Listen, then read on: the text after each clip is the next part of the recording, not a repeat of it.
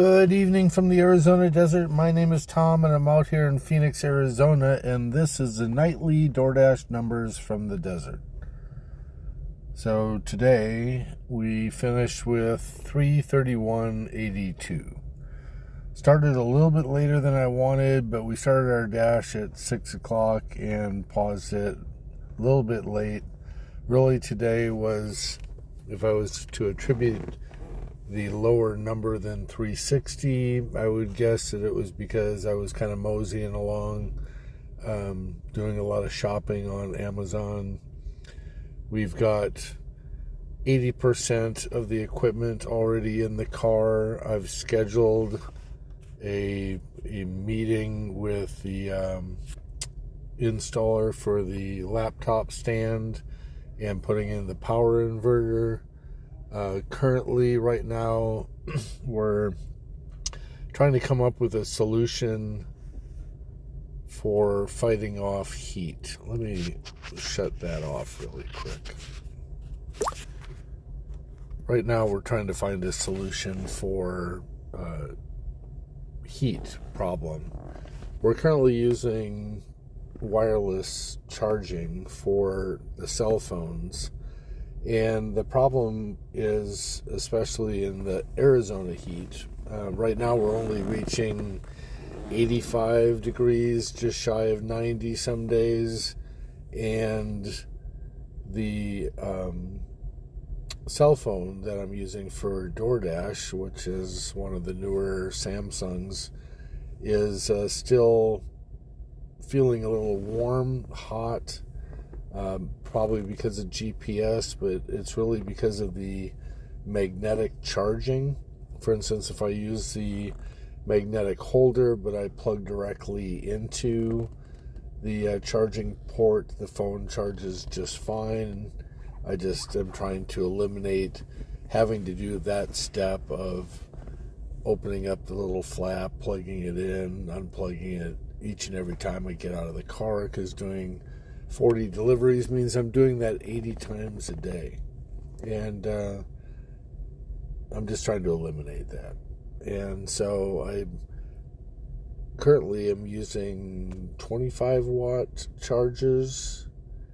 So what we're doing is we're ordering some USB cables that are rated up to 240 watts. Doing research, they say that the cable isn't really the issue. It's really the magnetic induction switch and the transfer via that apparatus that's generating the heat. So currently we're waiting for some magnetic chargers that actually have a cooling fan to kind of act as a method of drawing that heat away from the phone. And the other problem is with each one of the phones in front of the vents, I personally am starting to feel a little bit of the heat, and we're not even where it's going to be. It's going to reach up to upwards of 115 degrees in Arizona. Now, I don't necessarily need direct air on me, so we're putting fans in front of one of the vents that we're not using and then adding a couple more fans in the back. I guess the question will be, will those fans generate any interference with the mic that we're going to be using? And it's just all a testing process. But yeah, things are looking cool. The setup will be revealed once everything's done. Like I said, we scheduled that for March 11th, and they want the vehicle in there at 9 o'clock. I'm guessing it's only going to take a couple of hours. They're just going to put a rear camera in from the dash cam.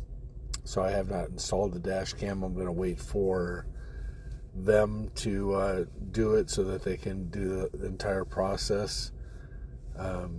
So they're putting in the dash cam, they're putting in a 1,000-watt power inverter, which will give me a couple of outlets for charging up the laptop and possibly one of the fans in the back, and the laptop stand.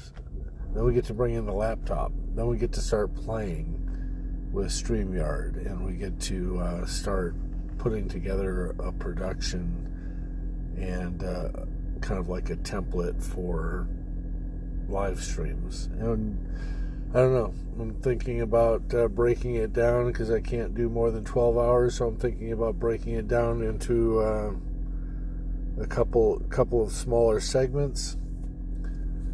6 o'clock in the morning until possibly 3-ish, and then maybe 5 o'clock until midnight, and go with that. The time frames on those would probably be pretty firm as far as a start time, unless I'm running late in the morning, and don't really want to go into a flexible end time, so we want to really stick to that, just because we're going to be out again tomorrow and I need sleep, and there might be another live that's going to happen once I actually get inside the house where we're actually entering in the numbers. Right now I'm kind of at a loss, I guess. Right now I'm totally off my game. With everything else that's going on, I'm not in a solid routine like I was, which is creating some other challenges. And, I'm looking for a flow of repetition, doing the same thing over and over again, and then sharing that information with you. So, all right, with that, let's look at the numbers and cash out, because we didn't cash out yesterday. Let me take a screenshot of this. So took a screenshot of that. We can get out of that. Looking at our ratings, see if there's anything that we have to clean up. We're at an 88 acceptance rate. It looks like they forgave the one completion rate that was a ding for their little snafu that I mentioned yesterday. I should actually be at 97. So it looks like because they recognize that it's their fault, they've just kind of forgiven that. Our on-time rate's a 99. Let's see where we were late. Looks like we were waiting for food on that one at the restaurant. Long wait time. Bada boom, bada bing. So that's going to be at 100. So we're at 4.96 for customer rating, and we're at 1175 for 30-day deliveries, and 48,596 as far as our lifetime deliveries. Going to go cash out. Looks like they still have not solved the problem there.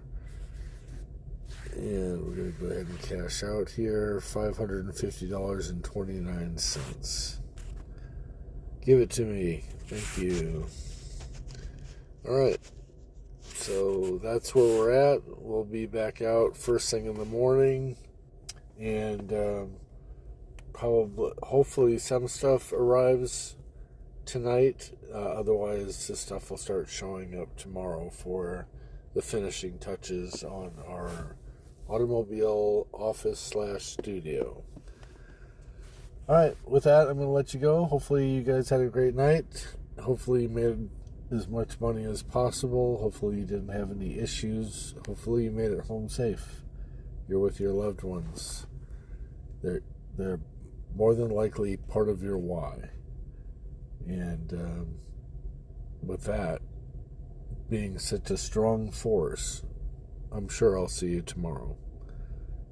Have a great night. And tomorrow, we will go, go, go.